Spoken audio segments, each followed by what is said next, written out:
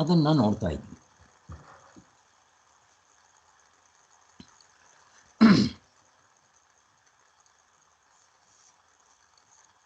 ನಾವು ಸ್ವಭಾವದಿಂದಲೇ ಅಮೃತರಾಗಿದ್ದೀವಿ. ಅದನ್ನು ಪಡ್ಕೋಬೇಕಾ? ಬೇಕಾಗಿಲ್ಲ. ಮತ್ತು ಅದು ಪಡ್ಕೊಳ್ಳೋದಕ್ಕೆ ಇಷ್ಟೊಂದು ಕಷ್ಟ ಆಗಬೇಕಾ? ಇದೆ ಪ್ರಶ್ನೆ. ಯಾಕೆ ಅಂತಂದರೆ ನಾವು ಯಾವುದಲ್ವೋ ಅದನ್ನು ಪಡ್ಕೋಬೇಕಾದ್ರೆ ತುಂಬ ಕಷ್ಟಪಡಬೇಕು. ನಾನು ಡಾಕ್ಟ್ರಲ್ಲ, ಕಲಿಬೇಕಾದ್ರೆ ಎಷ್ಟು ವರ್ಷ ಸರ್ಕಸ್ ಮಾಡಬೇಕು? 25 ವರ್ಷ ಸರ್ಕಸ್ ಮಾಡಬೇಕು.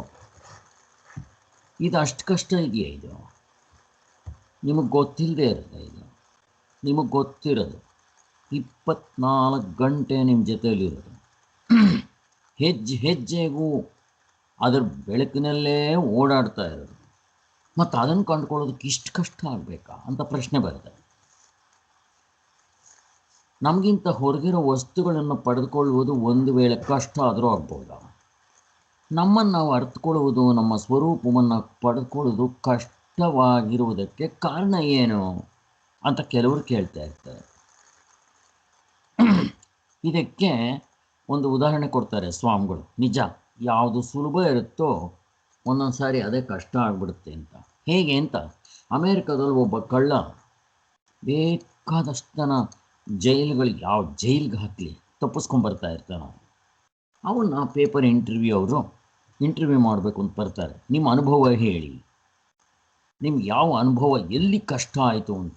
ಅವನು ಹೇಳ್ತಾನೆ, ಸ್ವಾಮಿ ಆ ಮಾತು ಕೇಳಬೇಡಿ, ನನ್ನ ಅನುಭವದಲ್ಲಿ ಸುಲಭವಾಗಿರೋದ್ರಷ್ಟು ಕಷ್ಟ ಮತ್ತೊಂದಿಲ್ಲ ಅಂತಾನೆ. ಯಾಕಪ್ಪ ಅಂತಾನೆ, ಎಷ್ಟು ಜೈಲುಗಳಲ್ಲಿ ಹಾಕಿದ್ದಾರೆ ಸ್ವಾಮಿ, ನಾನು ತಪ್ಪಿಸ್ಕೊಂಬಂದ್ಬಿಡ್ತಾ ಇದ್ದೆ. ಎಲ್ಲ ಪೊಲೀಸ್ನವ್ರು ಕಣ್ಗೂ ಮಣ್ಣೆರ್ಚಿ ತಪ್ಪಿಸ್ಕೊಂಬರ್ತಾ ಇದ್ದೆ.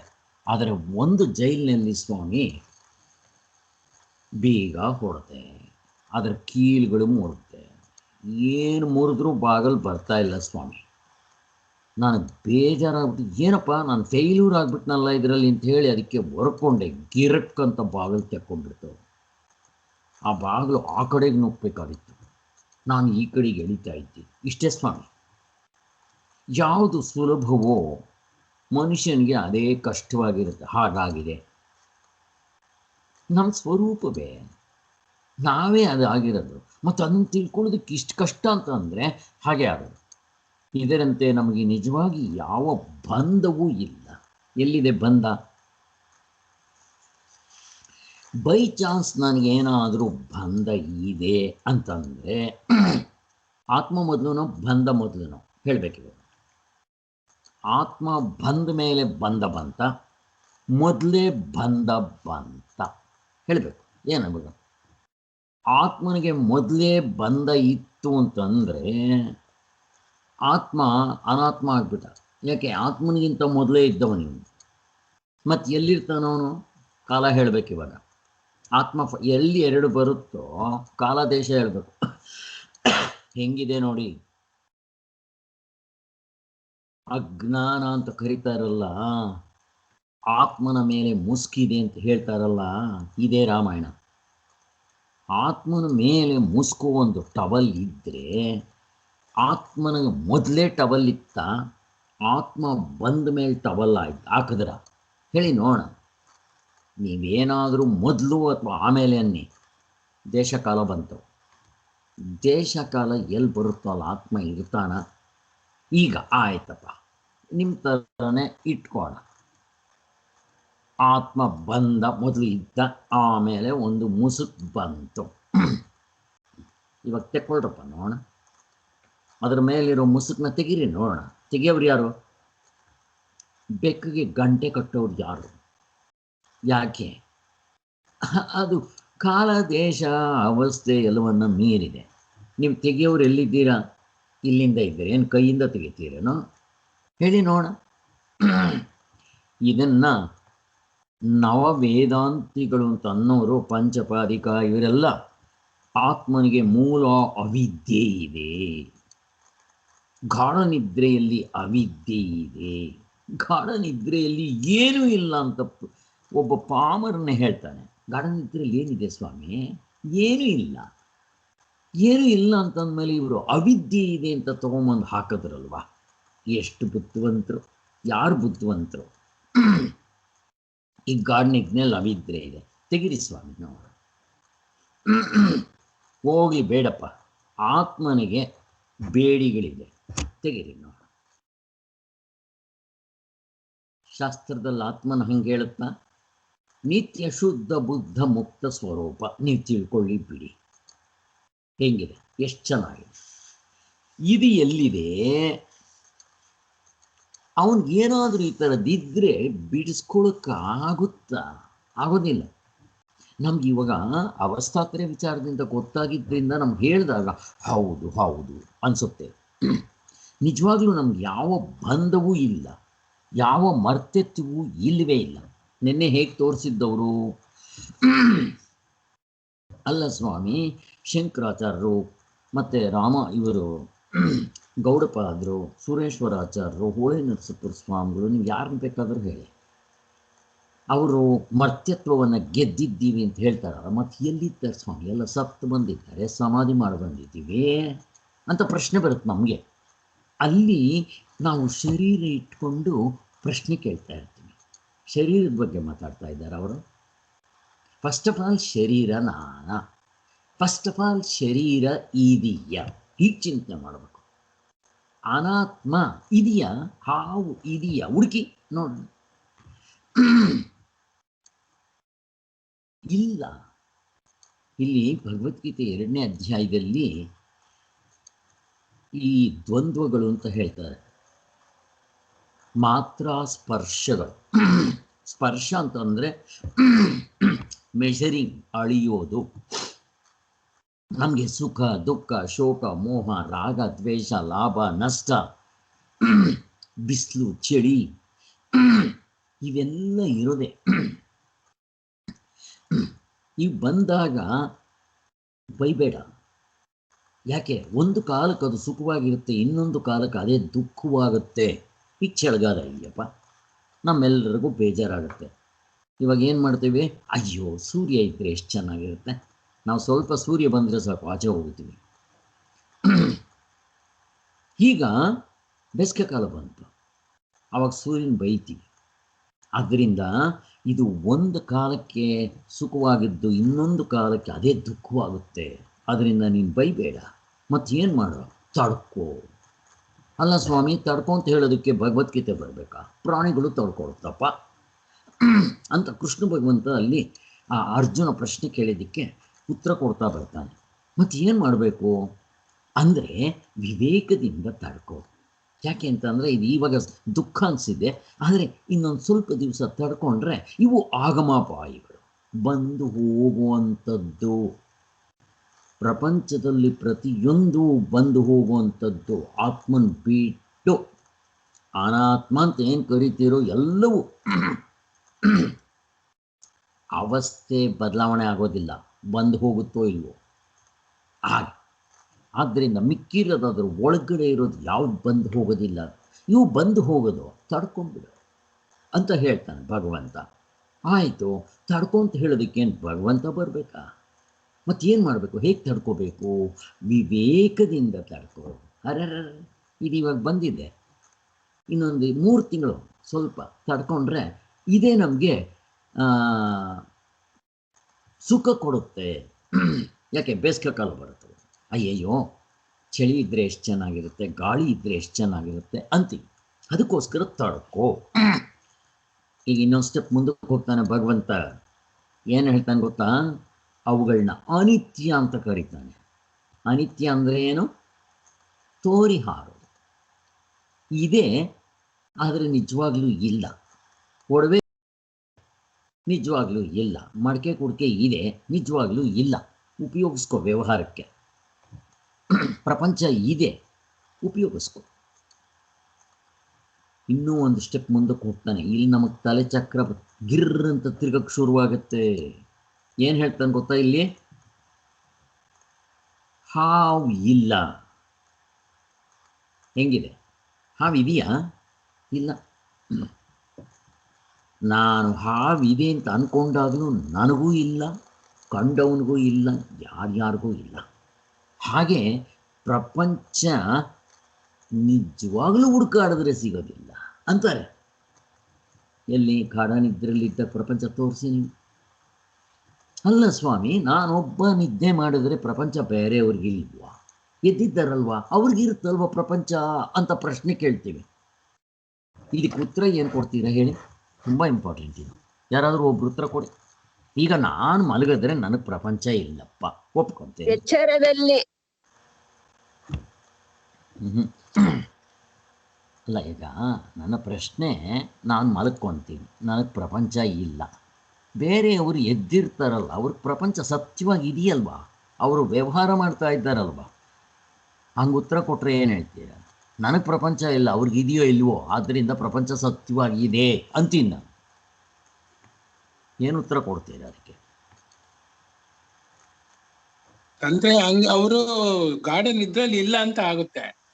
ಗಾರ್ಡನ್ ಇದ್ರಲ್ಲಿ ಇದ್ದಾಗ ಪ್ರಪಂಚ ಇದೆ ಅಂತ ಹೆಂಗ್ ಗೊತ್ತಾಗುತ್ತೆ? ಗೊತ್ತಾಗಲ್ಲ. ಅವ್ರು ಎಂತ ಎಚ್ಚರಿಕೆಯಲ್ಲಿ ಅವ್ರ ಗಾರ್ಡನ್ ಇದ್ರಲ್ಲಿ ಇರ್ಲಿಲ್ಲ ಅಂತ ಅನ್ಕೋಬೇಕು. ಅದಕ್ಕಿಂತ ಹೆಚ್ಚಾಗಿ, ಫಸ್ಟ್ ಆಫ್ ಆಲ್ ನೀನ್ ಎಚ್ಚರದಲ್ಲಿದ್ದೀಯ ತಿಳಿಸು ನನಗೆ. ನೀನು ಮಲಗಿರ್ತೀಯಲ್ಲಪ್ಪ, ಮಲಗಿದ್ರೆ ಬೇರೆಯವರು ಎದ್ದಿದ್ದಾರೆ ಅಂದರೆ ನಿನಗೆ ಹೆಂಗೆ ಗೊತ್ತು ಬೇರೆಯವರು ಎದ್ದಿದ್ದಾರೆ ಅಂತ? ನೀನು ನಿದ್ದೆಯಲ್ಲಿದ್ದರೆ ಅಲ್ಲಿಗೆ ನೀನು ಎಚ್ಚರದ ದೃಷ್ಟಿಯಿಂದ ಹೇಳ್ತೀಯ, ಎಚ್ಚರದಲ್ಲಿದ್ದಿದ್ದ ಅನುಭವವನ್ನು ಹೇಳ್ತೀಯ. ಅಲ್ಲಿಗೇನಾಯಿತು? ನೀನು ನಿದ್ದೆ ಮಾಡ್ತಾ ಇಲ್ಲ, ಎಚ್ಚರದಲ್ಲಿದ್ದೀಯ. ನಾವು ಕೇಳ್ತಾ ಇರೋದು ನಿದ್ದೆ ಅನುಭವ. ಹಂಗೆ ಕೇಳಬೇಕು. ನಿನ್ನ ಹೆಂಡತಿ ಮಕ್ಕಳು ಎಚ್ಚರದಲ್ಲಿ ಇದ್ದಾರೆ ಅಂತ ನೀನು ನಿದ್ದೆಲಿದ್ದರೆ ಹೇಗೆ ಹೇಳ್ತೀಯ ಹೇಳು? ಹೇಳಕ್ಕೆ ಬರಲ್ಲ. ಯಾಕೆ? ನನಗಿಲ್ಲ ಅಂದರೆ ಯಾರಿಗೂ ಇಲ್ಲ. ಆ ನರಿಕತೆ ಜ್ಞಾಪಕ ಮಾಡ್ಕೊಳ್ಳಿ. ಅಯ್ಯಯ್ಯೋ ಪ್ರಪಂಚ ಮುಳುಗೋಗ್ತಾ ಇದೆ ಬನ್ರಪ್ಪೋ ಅಂತ ಎತ್ತಿದ್ರೆ ಅದು ಹೇಳುತ್ತೆ, ನಾನು ಇಲ್ಲದೆ ಇದ್ದರೆ ಪ್ರಪಂಚ ಎಲ್ಲಿದೆ ನನಗೆ ಅಂತ. ಇದು ಆದ್ದರಿಂದ ಪ್ರಪಂಚ ಹುಡುಕಾಡಿದ್ರೆ ಸಿಗೋದಿಲ್ಲ. ನೀವು ಕನಸ್ಕೋಗಿ ನನಗೆ ತೋರಿಸಿ ಈ ಪ್ರಪಂಚನ. ಹಿಂಗೆ ಚಿಂತನೆ ಮಾಡಬೇಕು. ಇದು ತುಂಬ ಕ್ರೂಷಿಯಲ್ ಪಾಯಿಂಟ್. ಸ್ಟಾರ್ಟಿಂಗ್ನಲ್ಲಿ ಅರ್ಥ ಆಗ್ತಾ ಇರಲಿಲ್ಲ ನಮಗೂ. ಕೇಳಿ ಕೇಳಿ ಕೇಳಿ ಮತ್ತೆ ಮನನ ಮಾಡಿ ಸಾಧನೆ ಮಾಡಿದ ಮೇಲೆ ಹೌದಲ್ವಾ ಅನ್ಸುತ್ತೆ. ಹೀಗೆ ಇದನ್ನೇ ಮನನ ಅಂತ ಹೇಳೋದು. ಯಾಕೆ ಸಾಧನೆ ಕೇಳುತ್ತಿಲ್ಲಿ ಅಂದರೆ, ನಮಗೆ ಅರ್ಥ ಆಗೋದೇ ಕಷ್ಟ, ಹಂಗಿದೆ. ಅರ್ಥ ಆದರೂ ಆ ತತ್ವದಲ್ಲಿ ನಿಲ್ಲೋದು ಇನ್ನೂ ಕಷ್ಟ ಇರುತ್ತೆ. ಎಷ್ಟು ಕಷ್ಟ ಇದೆ ಇದು. ಓಕೆ, ಅದಕ್ಕೋಸ್ಕರ ಅಲ್ಲಿ ಯಾಕೆ ಇಷ್ಟೆಲ್ಲ ಚಿಂತನೆ ಮಾಡಿದ್ದು ಅಂತಂತಂದರೆ, ನಮಗೆ ನಿಜವಾಗಿ ಬಂಧವೇ ಇಲ್ಲ. ಆತ್ಮನಿಗೆ ಎಲ್ಲಿದೆ ಬಂಧ? ಇದ್ದರೆ ನೀವು ತೆಗೊಳಕ್ಕೆ ಬರಲ್ಲ. ಬಹುಕಾಲ ಬದುಕಿರೋ, ಈಗ ಹಿಂದೆ ನಾವು ಏನು ನೋಡಿದ್ದು? ಶರೀರ ಸಾಯುತ್ತೆ, ಆದ್ದರಿಂದ ಶರೀರ ಸತ್ತರೆ ಶರೀರ ನೀನ. ಗಾಢನಿದ್ರೆ ನಿನ್ನ ಶರೀರ ಇರಲ್ಲ. ಮತ್ತು ಶರೀರದ ಬಗ್ಗೆ ಯಾಕೆ ಮಾತಾಡ್ತೀಯ? ಕನಸಿಗೆ ಬರುತ್ತಾ? ಬರೋಲ್ಲ. ನಾವೇನು ಮಾಡ್ತೀವಿ ಇಲ್ಲಿ? ಅದಕ್ಕೆ ನಿನಗೆ ಹುಟ್ಟು ಸಾವು ಇಲ್ಲ ಅಂದಿದ ತಕ್ಷಣ ನಾನು ಶರೀರ ಇಟ್ಕೊಂಡು ಪ್ರಶ್ನೆ ಕೇಳೋಕ್ಕೆ ಶುರು ಮಾಡ್ತೀನಿ. ಅಲ್ಲ ಸ್ವಾಮಿ, ಶಂಕರಾಚಾರ್ಯರು ಎಲ್ಲ ಸತ್ರು, ತೊಗೊಂಡೋಗಿ ಸಮಾಧಿ ಮಾಡಿ ಬಂದಿದ್ದೀವಿ ಅಂತ ನಾವು ಹಿಂಗೆ ಮಾತಾಡ್ತಾ ಇರ್ತೀವಿ. ಅದಕ್ಕೋಸ್ಕರನೇ ನಾವೇನು ಮಾಡ್ತೀವಿ? ನಮಗಿದು ಗೊತ್ತಾಗದೇ ಇದ್ದಾಗ ಗುರುಗಳ ಹತ್ರ ನಾನು ಆಯಸ್ ಕೊಡಿ, ನಾನು ಬದುಕಿರಬೇಕು, ನನ್ನ ಮಕ್ಕಳು ಕೊಡಿ, ನನಗದು ಕೊಡಿ, ನನ್ನ ಮೊಮ್ಮಕ್ಕಳನ್ನ ಕಾಪಾಡಿ, ಇವನ್ನೇ ಕೇಳ್ತಾ ಇರ್ತೀವಿ.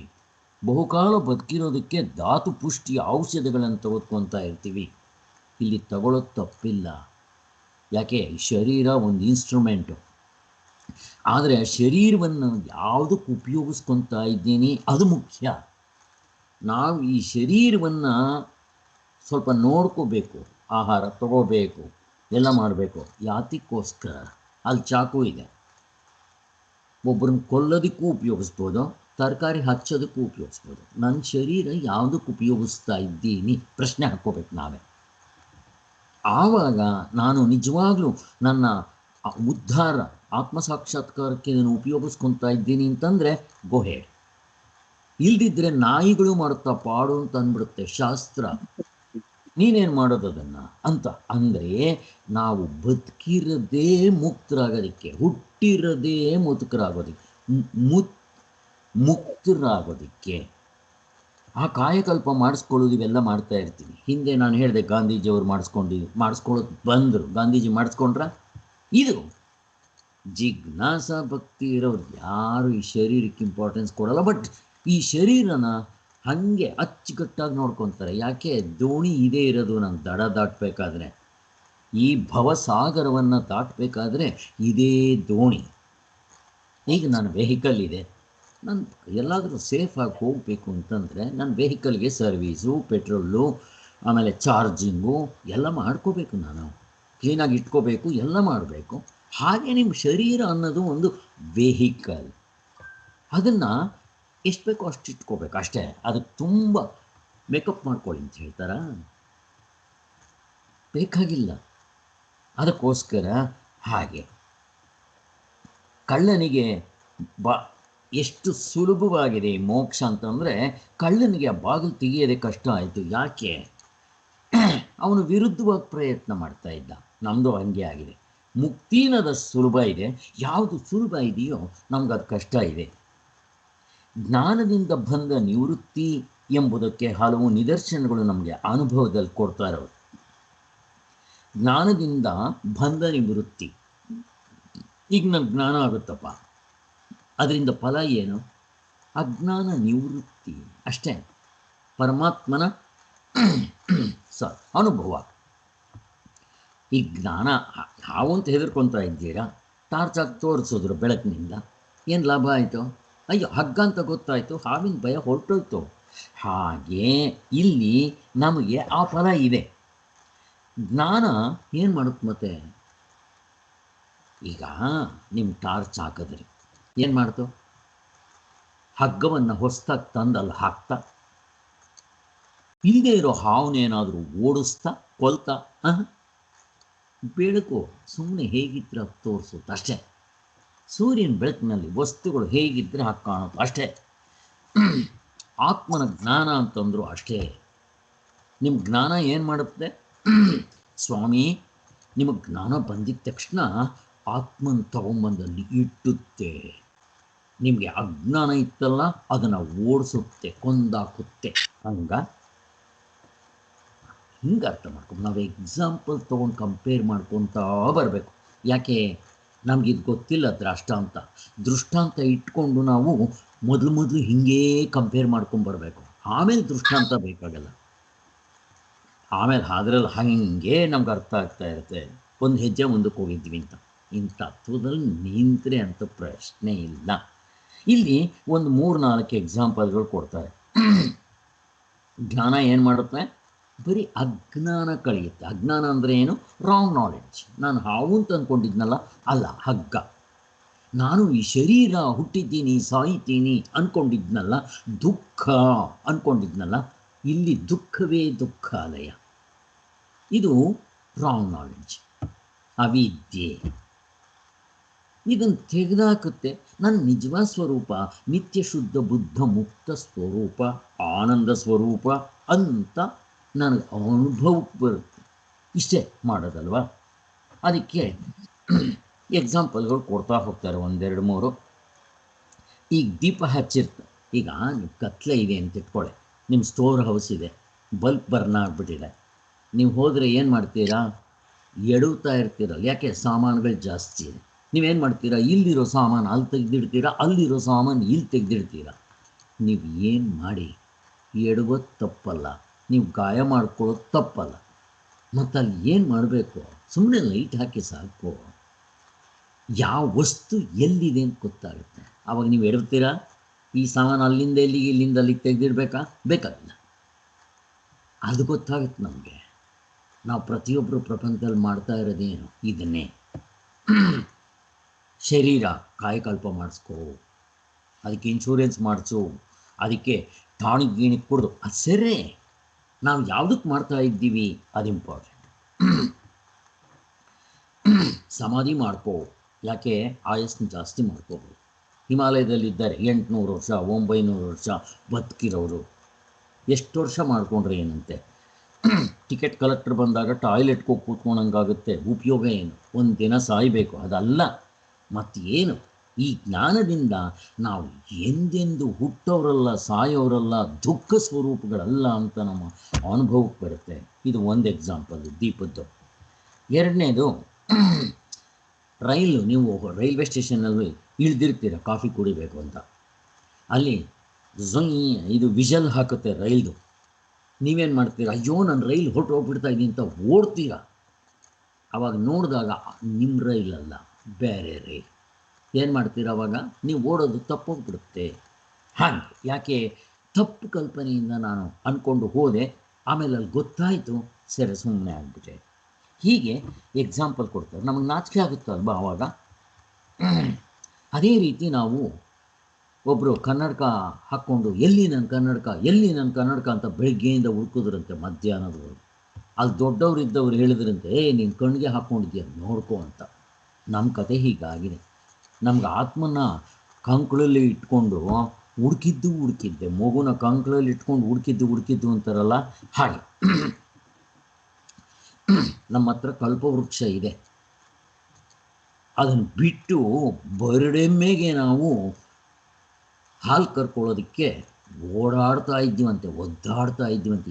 ಇದನ್ನು ನಾವು ಮಾಡ್ತಾ ಇರೋದು. ಇದನ್ನು ಬುದ್ಧಿವಂತರು ಅಂತ ಕರೀತಾರ. ನಮ್ಮ ನಿಜವಾದ ಸ್ವರೂಪ ಹೇಗಿದೆ? ನಿತ್ಯ ಬುದ್ಧಿಯ ಶುದ್ಧ ಮುಕ್ತ ಸ್ವರೂಪ, ಆನಂದ ಸ್ವರೂಪ. ಹುಟ್ಟೋದಲ್ಲ, ಸಾಯೋದಿಲ್ಲ, ರೋಗ ರುಜಿನಗಳಿಲ್ಲ, ಎರಡಿಲ್ಲ, ಅಲ್ಲಿ ಭಯ ಇಲ್ಲ, ಏನೇನೂ ಇಲ್ಲ. ಇಲ್ಲಿ ನಾವು ತಿಳ್ಕೊಂಡಿರೋದು ಹೆಂಗಿದೆ, ಎಷ್ಟು ವ್ಯತ್ಯಾಸ ಇದೆಯಲ್ವ ಹಾಗೆ. ಆದ್ದರಿಂದ ಪ್ರಕೃತದಲ್ಲಿ ಆತ್ಮಜ್ಞಾನವು ಆತ್ಮವಿಷಯಕವಾದ ಅಜ್ಞಾನವನ್ನು ಕಳೆಯುತ್ತದೆ ಅಷ್ಟೇ, ಮತ್ತೇನೂ ಮಾಡೋದಿಲ್ಲ. ಅಜ್ಞಾನ ಕಳೆಯುತ್ತೆ. ನಾವು ಮರ್ತ್ಯರೆಂಬ ತಿಳಿವಳಿಕೆಯಿಂದ ಆಗಿದ್ದ ಅನರ್ಥಗಳನ್ನೆಲ್ಲ ಹೋಗಲಾಡಿಸ್ಬಿಡುತ್ತೆ. ಇವಾಗ ಹೇಳಿದ್ವಲ್ಲ, ನಮ್ಮ ಮರ್ತ್ಯತ್ವವು ಹೋಗಿ ಅಮೃತ ಪ್ರಾಪ್ತಿ ಆಗಿಬಿಡುತ್ತೆ. ಮರ್ತ್ಯತ್ವ ಹೋಗುತ್ತೆ, ಅಮೃತ ಬರುತ್ತೆ ಅಲ್ಲ. ಹೇಳುವಾಗ ಬೇರೆ ರೀತಿ ಇಲ್ಲ. ಏನಾದರೂ ಒಂದು ಹೇಳಿದರೂ ನಾವು ಅರ್ಥ ಮಾಡ್ಕೋಬೇಕು ಸರಿಯಾಗಿ. ಮಿಕ್ಕ ಜ್ಞಾನಗಳು ಆಯಾ ವಿಷಯದ ಅಜ್ಞಾನವನ್ನು ಮಾತ್ರ ಕಳೆಯುತ್ತೆ. ಈ ಪ್ರಪಂಚದಲ್ಲಿ ಬೇರೆ ಜ್ಞಾನಗಳಿದೆಯಲ್ವಾ, ಅಷ್ಟು ಮಾತ್ರ ಕಳೆಯುತ್ತೆ. ನಮಗೆ ಬೇರೆ ಜ್ಞಾನಗಳು ಯಾವುದಿದೆ? ಪ್ರತ್ಯಕ್ಷ, ಅನುಮಾನ, ಶಬ್ದ, ವಿಷಯದ. ಈ ಮೂರು ಅನಿತ್ಯವಾಗಿರೋ ಕೆಲವನ್ನ ಕಳೆಯುತ್ತೆ, ಅಷ್ಟೇ ಕಳೆಯೋದು. ಆದರೆ ಈ ಜ್ಞಾನ ಇದು ಒಂದನ್ನು ತಿಳಿದ್ರೆ ಎಲ್ಲವನ್ನೂ ಕಳೆದಾಕ್ಬಿಡುತ್ತೆ. ನಾನು ಡಾಕ್ಟ್ರ್ ಆದರೆ ಬರೀ ನನಗೆ ಡಾಕ್ಟ್ರದ್ದು ಗೊತ್ತಾಗುತ್ತೆ, ಇಂಜಿನಿಯರಿಂಗ್ ಗೊತ್ತಾಗೋದಿಲ್ಲ, ಅಡುಗೆ ಮಾಡೋದು ಬರೋಲ್ಲ. ಹಾಗೆ ಈ ಜ್ಞಾನ ಹಾಗಲ್ಲ.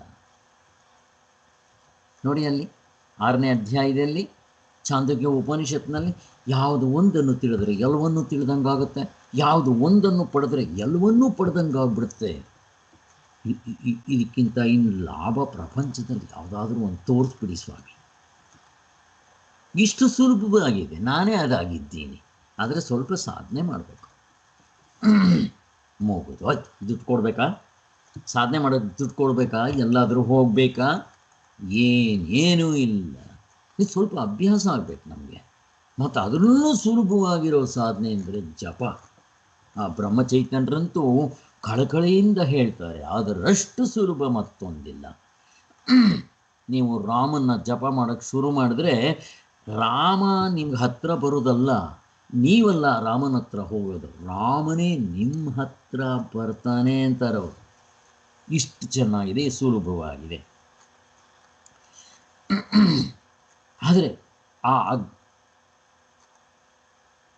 ಆದರೆ ಯಾವುದಾದ್ರೂ ಒಂದು ಈ ವ್ಯವಹಾರದಲ್ಲಿ ಜ್ಞಾನ ಮಾಡಿಕೊಂಡ್ರೆ ಅಷ್ಟು ಮಾತ್ರ ಅನರ್ಥ ಹೋಗುತ್ತೆ. ಹಗ್ಗ ಕಂಡ್ರೆ ಹಾವಿನ ಅನರ್ಥ ಹೋಯಿತು. ಈ ಕಳ್ಳರ ಕಾಟ ಏನಿರುತ್ತೆ ಅದನ್ನೇನು ತಪ್ಪಿಸ್ಕೊತೀರ? ಸತ್ತೋಗ್ತೀನಿ ಅನ್ನೋ ಭಯ ಇರುತ್ತೆ, ಅದನ್ನು ತಪ್ಪಿಸ್ಕೊತೀರ? ಅದಕ್ಕೆ ಹೇಳಿ, ಕಾಮ ಕತ್ಲೆನಲ್ಲಿ ಈ ಸಾಮಾನು ತೆಗೆದು ಅಲ್ಲಿಡಿ, ಆ ಸಾಮಾನು ಅಲ್ಲಿ ತೆಗೆದಿಡಿ. ಬೀಸೋ ದೊಣ್ಣೆಗೆ ತಪ್ಪಿಸ್ಕೊಳ್ಳೋದು ಎಲ್ಲ ಒಂದೇ. ಇಲ್ಲಿ ಆ ಥರ ಅಲ್ಲ. ಇದು ಒಂದನ್ನು ತಿಳಿದ್ರೆ ಪ್ರಪಂಚದಲ್ಲಿ ಮತ್ತೊಂದು ತಿಳಿಬೇಕಾಗಿಲ್ಲ. ಹಬ್ಬ, ಇಂಥದ್ದು ಪ್ರಪಂಚದಲ್ಲಿ ಇದೆ ಅಂತ ಉಪನಿಷತ್ತು ಧೈರ್ಯವಾಗಿ ತೋರಿಸ್ತಲ್ಲ. ಸುಮ್ಮನೆ ಅದು ಕಾಕಮ್ಮನ ಕತೆ ಗೋವಮ್ಮನ ಕತೆ ಅಲ್ಲ, ಇರೋದು ಹಾಗೆ ಫ್ಯಾಕ್ಟ್. ನಮ್ಮ ಅನುಭವದಲ್ಲಿ ತೋರಿಸಿದೆ. ನಿದ್ದೆಯಲ್ಲಿ ಏನು ಮಾಡ್ತೀರಪ್ಪ? ಅಲ್ಲಿ ಎಷ್ಟು ಆನಂದವಾಗಿರ್ತೀವಿ. ಏನೇನು ಹೇಳ್ತೀಯೋ ಎಲ್ಲ ಟಿಕ್ ಮಾರ್ಕ್ ಹಾಕ್ಕೊಳ್ಳಿ. ಅಲ್ಲಿ ಆದ್ದರಿಂದ ಆತ್ಮಜ್ಞಾನದಿಂದಲೇ ಆಗಿರುತ್ತದೆ ಎನ್ನಬಹುದು. ಆತ್ಮಜ್ಞಾನದಿಂದ ಸಕಲ ಅಜ್ಞಾನಕೃತವಾದ ಅನರ್ಥಗಳು ಅತ್ಯಂತವಾಗಿ ಇಲ್ಲದಂಗಾಗ್ಬಿಡುತ್ತೆ. ಕೂಡಲೇ ಇಮ್ಮಿಡಿಯೇಟ್ ಕ್ಯಾಶ್ ಆ್ಯಂಡ್ ಕ್ಯಾರಿ. ಹಾಗ ಅಂತ ಗೊತ್ತಾಯಿತು. ಇವಾಗ ಗೊತ್ತಾಯ್ತು ಸ್ವಾಮಿ, ನಾಳೆ ನಿಮಗೆ ಭಯ ಹೋಗುತ್ತೆ, ಮನೆಗೆ ಹೋಗಿ ಹುಷಾರು, ಬೀಗ ಹಾಕೊಂಡು ಮಲ್ಕೊಳ್ಳಿ, ಬಂದಿಂದ್ಬಿಟ್ಟು ಹಾವು. ಹಂಗ ಇಮಿಡಿಯೇಟ್, ಇನ್ಸ್ಟೆಂಟ್. ಒಂದು ಸೆಕೆಂಡು ನೀವು ಮನಸ್ಸು ಬಿಟ್ಟು ಆತ್ಮನಲ್ಲಿ ನಿಂತ್ಕೊಳ್ಳಿ, ಅನುಭವದಲ್ಲಿ ನೋಡಿ, ಎಚ್ಚರದಲ್ಲಿ. ಸಮಾಧಿಯಲ್ಲ, ನಿದ್ದೆಯಲ್ಲ, ಮೂರ್ಛೆಯಲ್ಲ, ಸತ್ತಾಗಲ್ಲ, ಪ್ರಳಯದಲ್ಲ ಅಲ್ಲ. ಆದ್ದರಿಂದ ನಿಜವಾದ ಅರ್ಥದಲ್ಲಿ ಆತ್ಮನೊಬ್ಬನೇ ತಿಳ್ಕೋಬೇಕಾಗಿರೋದು ನಾವು. ಅವನು ಬಿಟ್ಟರೆ ಮಿಕ್ಕಿರೋದು ಏನು ತಿಳ್ಕೊಂಡ್ರೂ ವ್ಯರ್ಥ, ವೇಸ್ಟ್, ದಂಡಪಿಂಡಗಳು ಅಂತ ಹಾಡು ಹೇಳ್ತಾರಲ್ಲ, ಹಾಡೋದು. ಏಕೆಂದರೆ ಆತ್ಮಜ್ಞಾನದಿಂದಲೇ ಅಜ್ಞಾನವು ಪೂರ್ಣವಾಗಿ ತೊಲಗುತ್ತದೆ. ಪೂರ್ಣ ಮತ್ತೆ ಸ್ವಲ್ಪ ಹೋಯಿತು, ಕಂಪ್ಲೀಟ್ ಅಜ್ಞಾನವನ್ನು ತೋಲಿಸು ಜ್ಞಾನವು. ಆದ್ದರಿಂದಲೇ ಶ್ರುತಿಯು ಏತಜ್ಞೇಯಂ ನಿತ್ಯಮೇವಾತ್ಮ ಸಮಸ್ತಂ ನಾತಪರಃ ವೇದಿತವ್ಯಂ ಹಿ ಕಿಂಚಿತ್. ಸ್ವರೂಪದಿಂದಿರುವ ಈ ಬ್ರಹ್ಮತತ್ವವೇ ನಿತ್ಯ ಜ್ಞೇಯವು. ನಿಜವಾಗಲೂ ಅದನ್ನೇ ಜ್ಞೇಯ, ಜ್ಞಾನ ಸ್ವರೂಪ ಅದೇ. ಇದಕ್ಕಿಂತ ಹೆಚ್ಚಿನ ಮತ್ತೊಂದಿಲ್ಲ ಅಂತ ಹೇಳ್ತಾ ಇದೆ. ನಮ್ಮೊಳಗೆ ನಾಮರೂಪ ವಿಲಕ್ಷಣವಾದ, ನಾಮರೂಪ ವಿವರ್ಜಿತವಾದ ಒಂದಾನೊಂದು ಸಾಕ್ಷಿ ತತ್ವವಿದೆ. ಅದಕ್ಕೆ ಕುಲ, ಗೋತ್ರ, ಗಂಡಸು, ಹೆಂಗಸು, ನಪುಂಸಕ, ಹೆಸರು, ಗಿಸರು, ಓಂಕಾರ, ಆಕಾರ, ಅಕಾರ, ಉಕಾರ, ಮಕಾರ, ವೈಶು, ನೀವು ಏನು ಬೇಕಾದರೂ ಹೇಳಿ, ಇಲ್ಲ. ಇರುವು, ಅರಿವು, ಆನಂದ ಇಲ್ಲ. ಅದು ಎಲ್ಲ ನಮಗೆ ತಿಳಿಸೋದಕ್ಕೆ ಹೇಳಿರೋದು. ಯಾವ ನಾಮರೂಪಗಳು ಇಲ್ಲದೇ ಇರೋದು, ಮತ್ತದು ನಾಮರೂಪ ವಿವರ್ಜಿತ, ಅದಕ್ಕೆಲ್ಲ ಮೀರಿ ಇರೋದು. ನಾಮ ರೂಪ ಎರಡನ್ನೂ ಮೀರಿರೋದು. ಹಿಂದೆ ನೋಡಿದ್ವಿ ನಾವು ಮಾಂಡಿಕ್ಯ ಉಪನಿಷತ್ತಿನಲ್ಲಿ. ಆದ್ದರಿಂದ ಅದು ಒಂದಾನೊಂದು ಸಾಕ್ಷಿ ತತ್ವವಿದೆ. ಅದು ಎಲ್ಲವನ್ನೂ ನೋಡತಕ್ಕದ್ದು. ನೋಡಿ, ಎಲ್ಲವನ್ನೂ ಅದೇ ನೋಡ್ತಾ ಇರೋದು. ನಾನು ನಾನು ಕಣ್ಣು ಮಿಟ್ಕಿಸಿದ್ರೆ ಹಿಂದೆಗಡೆ ಇದ್ದಾನೆ. ಇನ್ನೇನು ಬೇಕು ಹೇಳಿ? ಮಿಸ್ಕಾಡಿದ್ರೆ ಅವನು ಇರ್ತಾನೆ. ಅವನು ಗುರ್ಸೋದು ನಮಗಿಷ್ಟು ಕಷ್ಟ ಆಗಿದೆಯಾ ಅಂತ ಅದು ಗೊತ್ತಾಯಿತು ಅಂತಂತಂದರೆ, ಅಚ್ಚೆ ಏನು ಇದಿಷ್ಟು ನಮ್ಮನ್ನು ಬಿಟ್ಟಿಂಗೆ, ನಮ್ಮ ನೆರಳಾದರೂ ಬಿಟ್ಟು ಹೋಗ್ಬೋದು. ಬಟ್ ಅದು ನಮ್ಮನ್ನು ಬಿಟ್ಟು ಹೋಗುತ್ತಾ? ನೆರಳು ಬಿಟ್ಟು ಹೋಗುತ್ತೆ ನಿಜ. ಅದು ಯಾಕೆ? ನಾನಲ್ಲ. ಈ ಶರೀರ ಬಿಟ್ಟು ಹೋಗುತ್ತೆ. ಯಾಕೆ? ನಾನಲ್ಲ. ಅದಕ್ಕೆ ನಿದ್ದೆಗೆ ಬರೋಕ್ಕಾಗಲ್ಲ, ಕನಸಿಗೆ ಬರೋಕ್ಕಾಗಲ್ಲ. ಮತ್ತು ನನ್ನ ಸ್ವರೂಪನ ಬಿಡಿ ನೋಡೋಣ, ಬಿಡಕ್ಕೆ ಬರಲ್ಲ. ಸಾಕ್ಷಾತ್ತಾಗಿ ನೇರಾಗಿ ನೋಡುವವನಿಗೆ ಸಾಕ್ಷಿ ಎಂಬ ಅನ್ವರ್ತನಾಮ ಬರುತ್ತೆ ಅಂತ ವ್ಯಾಕರಣದಲ್ಲಿ ಹೇಳಿದೆ. ಸುಮ್ಮನೆ ವ್ಯಾಕರಣದಲ್ಲಿ ನೋಡುವವನು ಅವನೇನು ಕ್ರಿಯೆ ಮಾಡ್ತಾನ? ನೋಡುವವನು ಅಂದರೆ ಒಂದು ಕ್ರಿಯೆ ಆಯಿತು. ಅವನಲ್ಲಿ ಮತ್ತೆ ಕರ್ತೃತ್ವ, ಭೋಕ್ತೃತ್ವ, ಜ್ಞಾತೃತ್ವ ಹೇಳಿದ್ವಿ ಅಂತಂದರೆ ಮತ್ತು ಅಹಂಕಾರ ಇದೆ, ಪ್ರಮಾತೃ ಎಲ್ಲ ಬಂದ್ಬಿಡುತ್ತೆ. ಹೇಳುವಾಗ ಇನ್ನೇನು ಮಾಡೋಕ್ಕೆ ಬರಲ್ಲ. ಈ ನೋಡುವವನು, ಕೇಳುವವನು, ಮೂಸುವವನು, ಯೋಚನೆ ಮಾಡುವವನು ಎಲ್ಲ ಕರ್ತೃತ್ವ ಆತ್ಮನಿಗೆ ಬರುತ್ತೆ. ಸೇನ್ ಸ್ವಾಮಿ, ನೀವು ಆತ್ಮನಲ್ಲಿ ಕರ್ತೃತ್ವ, ಭೋಕ್ತೃತ್ವ, ಜ್ಞಾತೃತ್ವ ಇಲ್ಲ ಅಂತೀರ, ಮತ್ತು ಅವನು ನೋಡುವವನು, ಕೇಳುವವನು ಹೇಳ್ತೀರಲ್ಲ ಅಂತ ಪ್ರಶ್ನೆ ಕೇಳ್ತಾರೆ. ಅದಕ್ಕೋಸ್ಕರ ಆತ್ಮನಲ್ಲಿ ಇಲ್ಲ. ಇಲ್ಲಿ ಪಾಣಿನಿ ಏನು ಮಾಡ್ತಾನೆ ಅಂತಂದರೆ, ಸಾಕ್ಷಿ ಅಂತಂದರೆ ಏನು? ಸಾಕ್ಷಾತ್ ದ್ರಷ್ಟರಿ, ಸಾಕ್ಷಾತ್ ಸಂಜ್ಞಾನಾಂ ಅಂತಾರೆ. ಅವನು ಬರೀ ಸಾಕ್ಷಿಯಾಗಿರ್ತಾನೆ, ಮತ್ತಿನ್ನೇನೇನೂ ಮಾಡೋದಿಲ್ಲ. ಅವನಲ್ಲಿ ಕರ್ತೃತ್ವ ಎಂಥದ್ದು ಇಲ್ಲ. ಮತ್ತು ಇವ್ನು ನೋಡ್ತಾನೆ, ಕೇಳ್ತಾನೆ, ಎಲ್ಲ ಇದೆಯಲ್ಲ ಸ್ವಾಮಿ ಅಂತ ಅಂದಾಗ ಎಷ್ಟು ಚೆನ್ನಾಗಿ ಕೊಡ್ತಾರೆ ಎಕ್ಸಾಂಪಲ್. ಈ ಪಾಣಿ ಅಂತಿದ್ದಾರಲ್ವ, ಪಾತಂಜಲ ಮಹರ್ಷಿಗಳು ಪಾಣಿಶಾಸ್ತ್ರವನ್ನು ಬರೆದಿದ್ದಾರೆ. ಅವರು 3 in 1. ಶರೀರಕ್ಕೆ ಅಷ್ಟಾಂಗ ಯೋಗ, ಅದರಲ್ಲಿ ಯಮ ನಿಯಮ ಆಸನ ಪ್ರಾಣಾಯಾಮ ಇವೆಲ್ಲ ಹೇಳಿದರು. ಪ್ರತ್ಯಾಹಾರ ಇದು ಶರೀರಕ್ಕೆ. ಮನಸ್ಸಿಗೆ ಚಿತ್ತವೃತ್ತಿ ನಿರೋಧ. ಮತ್ತು ಕಾಯ ವಾಚ ಮನಸ್ಕಾಯಿತು. ವಾಚ ವ್ಯಾಕರಣ, ಪಾಣಿನಿ ವ್ಯಾಕರಣ ಅಂತ ಮಾಡಿದ್ದಾರೆ. ಆ ವ್ಯಾಕರಣದಲ್ಲಿ ಪಾಣಿನಿಯವರಿಗೆ ಯಾವುದಾದ್ರೂ ಎಕ್ಸ್ಪ್ಲೈನ್ ಮಾಡಬೇಕಾದ್ರೆ ನೌನ್, ಪ್ರನೌನ್ಸ್, ಆಮೇಲೆ ಕ್ರಿಯಾಪದ ಬೇಕು. ಕ್ರಿಯಾಪದ ಇಲ್ಲದೆ ಇದ್ದರೆ ಅದನ್ನು ವ್ಯವಹಾರ ಮಾಡೋಕ್ಕೆ ಬರಲ್ಲ. ಇವಾಗ ನಾನು ನೀನು ದ್ವೈತದಲ್ಲಿ ಇರಲೇಬೇಕು. ಮಿಸ್ ಕಾಣಿದ್ರೆ ಬೇಕು ನಾನು ನೀನು ಅಂತ ಬಂದರೆ ಕಾಲ ದೇಶ. ಹಾಗೆ ನೌನ್ ಅಂಡ್ ಪ್ರನೌನ್ ಏನಂತಾರೆ ಅದಕ್ಕೆ, ನೌನ್ ಮತ್ತು ಪ್ರನೌನ್ ಅಂತನ ಇರಲಿ.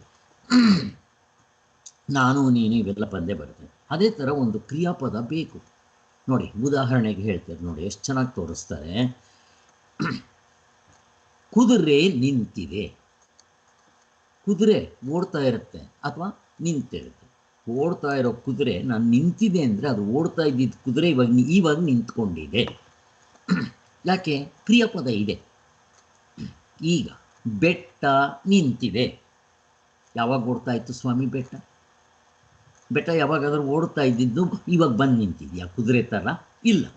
ನೀವು ಉಪಯೋಗಿಸ್ತಿರೋ ಇಲ್ವೋ? ಬೆಟ್ಟ ನಿಂತಿದೆ ಅಂತ ಹೇಳ್ತೀವೋ ಇಲ್ವೋ? ನೋಡ್ರಿ ಬೆಟ್ಟ ಎಷ್ಟು ಚೆನ್ನಾಗಿ ನಿಂತಿದೆ. ಹಿಂದೆ ಅದಕ್ಕೆ ರೆಕ್ಕೆಗಳಿತ್ತಂತೆ, ಓಡೋಗ್ತಾ ಇತ್ತಂತೆ, ನಾವು ಕಥೆ ಹೇಳ್ತಾರೆ. ಇರಲಿ, ಅಲ್ಲಿಗೆ ಬೆಟ್ಟ ನಿಂತಿದೆ. ಕ್ರಿಯೆ ತೋರಿಸಿ ಅಲ್ಲಿ ಇಲ್ಲ.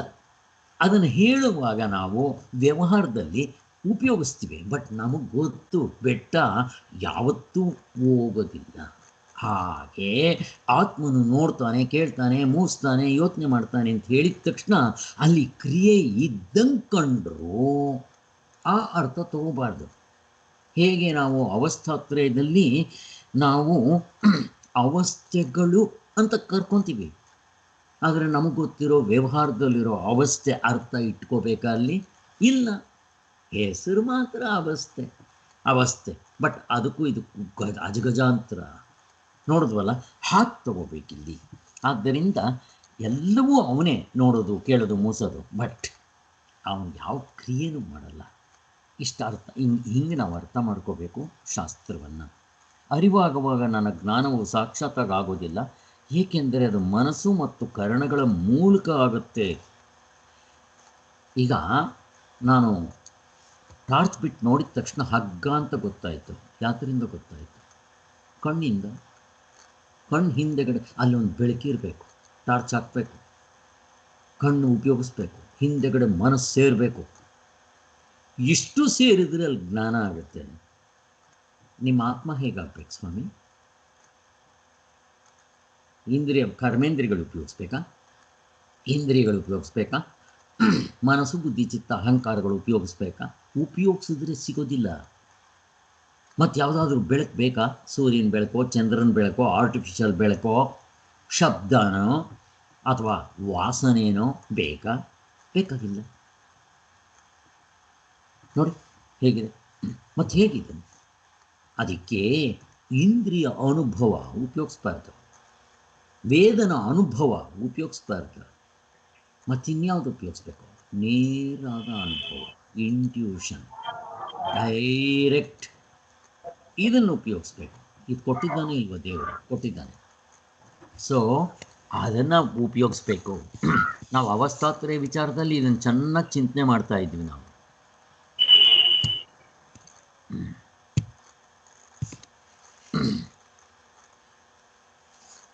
ಆದ್ದರಿಂದ ಅದನ್ನು ತಾನೇ ಇರೋದು ಅವನಿಂದ ಅವನು ನೋಡ್ಕೋಬೇಕು ಅಷ್ಟೇ ಹೊರತು ಬೇರೆದೇನು ಹಾಗೆ ಹೇಳೋಕ್ಕೆ ಬರಲ್ಲ. ಕರ್ಣಗಳ ಮೂಲಕ ಆಗುತ್ತಾ? ಯಾವ ಚೈತನ್ಯ ಸ್ವರೂಪದಿಂದ ಹೀಗೆ ನಾನು ಮನಸ್ಸಿನ ಎಲ್ಲ ವೃತ್ತಿಗಳನ್ನು ವಿಷಯೀಕರಿಸುತ್ತಿರುವೆನೋ ಅದೇ ಸಾಕ್ಷಿ. ಈಗ ಸೂರ್ಯನ ಬೆಳಕಿನಲ್ಲಿ ನನಗೆ ಇದು ತುಮಕೂರು, ಇದು ಬೆಂಗಳೂರು, ಇದು ಸ್ಲಮ್ಮು, ಇದು ಅರಮನೆ ಕಾಣ್ತಾ ಇರುತ್ತೆ. ಸೂರ್ಯ ಏನು ಕ್ರಿಯೆನೂ ಮಾಡಲ್ಲ, ಹಿಂಗೆ ಪಳ ಪಳ ಪಳ ಅಂತ ಹಿಂಗೇನು ಮಾಡ್ತಾ ಇರಲ್ಲ. ಅವನು ನಮಗೆ ಕಾಣಿಸೋದಕ್ಕೆ ಅವನು ಸುಮ್ಮನೆ ಇರ್ತಾನೆ. ಅವನ ಬೆಳಕಿನಲ್ಲಿ ಯಾವುದಿದ್ದರೆ ತೋರುತ್ತೆ, ಇಲ್ಲದಿದ್ದರೆ ಇಲ್ಲ. ನಾವು ಮನೆ ಒಳಗೆ ಹೋದರೆ ನಾವು ತೋರಲ್ಲ, ಮನೆಯಿಂದ ಆಚೆ ಬಂದರೆ ಸೂರ್ಯನ ಬೆಳಕಿಗೆ ಬಂದರೆ ತೋರುತ್ತೆ ಅಷ್ಟೇ. ಈಗ ಯಾಕೆ ಎಚ್ಚರ ತೋರ್ತಾ ಇದೆ? ಕನಸು ನಿದ್ದೆ ಇಲ್ಲ. ಕನಸಿದ್ದಾಗ ಎಚ್ಚರ ನಿದ್ದೆ ಯಾಕೆ ತೋರಲ್ಲ? ಇರೋದಿಲ್ಲ ಅದು ಅಷ್ಟೇ. ನಿದ್ದೆ ಇದ್ದಾಗ ಇವೆರಡೂ ಇರೋದಿಲ್ಲ, ಹುಡುಕಾಡಿದ್ರೆ ಸಿಗೋದಿಲ್ಲ. ಮತ್ತು ನಾನು ಮಲಗಿದ್ದಾಗ ಎಚ್ಚರದಲ್ಲಿ ಇರ್ತಾರಲ್ಲ ಸ್ವಾಮಿ, ಅದು ಆನ್ಸರ್ ಅಲ್ಲ. ಅದು ನಾನು ಹಂಗೆ ಹೇಳ್ತೀನಿ ಅಂತಂದರೆ ಅವಸ್ಥಾತ್ರೇನು ಸರಿಯಾಗಿ ಅರ್ಥ ಮಾಡ್ಕೊಂಡಿಲ್ಲ ಅಂತ. ನಾವು ಇಲ್ಲಿ ಒಪ್ಕೊಂಡ್ಬಿಡ್ತೀವಿ, ಈ ಕನಸು ಇದೆಯಾ ಸ್ವಾಮಿ?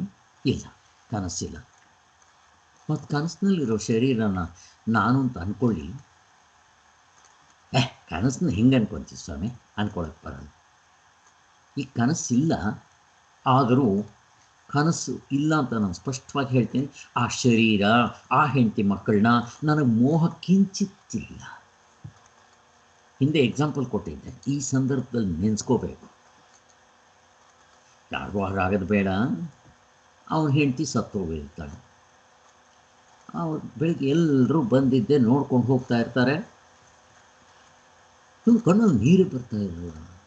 ಸ್ನೇಹಿತರೆಲ್ಲ ಬಂದು ಅವರು ಇವರು ಬಂದು ನೋಡ್ಕೊಂಡಿದ್ದೆ, ಏನ್ರಿ ನಿಮ್ಮ ಕಲ್ಲ, ನಿಮ್ಮ ಹೃದಯ, ಸತ್ತೋಗಿರೋ ಹೆಂಡತಿ ಇಟ್ಕೊಂಡಿದ್ದಾರೆ, ಒಂದು ತೊಟ್ಟು ನೀರು ಬಿಡಲಿಲ್ವಲ್ರಿ ನಿಮ್ಮ ಕಣ್ಣಲ್ಲಿ, ನೀವು ಹತ್ಬಿಡ್ರಿ ಅಂತ. ಅವ್ರಿಗೇನು ಅಂದರೆ ಇವರು ಅಳದೇ ಇದ್ದರೆ ಸತ್ತಿತ್ತೋಗ್ಬಿಡ್ತಾರೆ ಅಂತ. ಅವನು ಹಂಗಲ್ಲ, ಜ್ಞಾನ ಆದವ್ರು ಹೀಗಿರ್ತಾರೆ ಸ್ವಾಮಿ. ಅವನು ಎಲ್ಲರನ್ನೂ ಒಂದು ಪ್ರಶ್ನೆ ಕೇಳ್ತಾ ಇದ್ದ.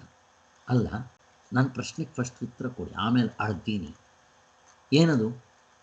ಈಗ ನನಗೆ ನಾನು ಎಚ್ಚರ ಆದಮೇಲೆ ನನ್ನ ಹೆಂಡತಿ ಸತ್ತೋಗ್ಬಿಟ್ಟಿದ್ದಾಳೆ. ನಾನು ಕನಸಿನಲ್ಲಿ ಇದ್ದಾಗಲೂ ಕೂಡ ಒಂದು ಹೆಂಡತಿ ಸತ್ತೋಗ್ಬಿಟ್ಟಿದ್ದೆ. ಅಲ್ಲಿ ಗೊಳೋ ಅಂತ ಆಡ್ತಾ ಇದ್ದೆ, ಬಾಯಿ ಬಡ್ಕೊತಾ ಇದ್ದೆ, ಕಲ್ಲು ತಲೆ ಬಡ್ಕೊತಾ ಇದ್ದೆ. ಒಂದು ಸಲ ಎಚ್ಚರ ಆಯ್ತಪ್ಪ, ಛೇ ಅಂತ ನನಗೆ ನಾಚಿಕೆ ಆಯಿತು. ಒಂದು ಸ್ವಲ್ಪ ಹೊತ್ತು ನಾನೇನು ಇಲ್ಲದೇ ಇರೋದು ಕಳ್ತಾ ಇದ್ದೀನಲ್ಲ ಅಂತ ನಾಚಿಕೆ ಆಯಿತು ಅಂತ ಹೇಳಿ ಇಲ್ಲಿ ನೋಡಿದ್ರೆ ಈ ಹೆಂಡತಿ ಸತ್ತಿದ್ದಾಳೆ.